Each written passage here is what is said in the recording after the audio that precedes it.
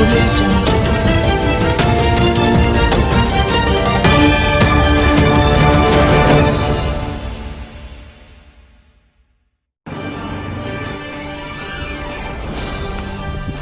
तपस्या खबर को स्वागत।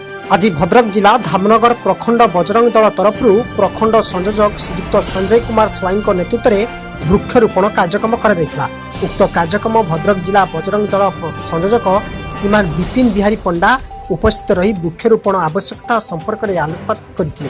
संगठन में शक्तिदत्त दास, रंजित पुष्टि, रंजित भूया, विश्वजीत पलाई, सत्यरंजन सामल, शरद चंद्र बारिक, मनोज दास, गिरिधारी सेठी, दीपक बेहरा, अजय बेहरा, सौरभ गुप्ता, गौरशंकर मिश्र, चंद्रकांत कौर और बहु कजकता उपस्थित थे। धामनगर रिपोर्टर सौम्यरंजन महापात्र, तपस्या खबर। नमस्कार।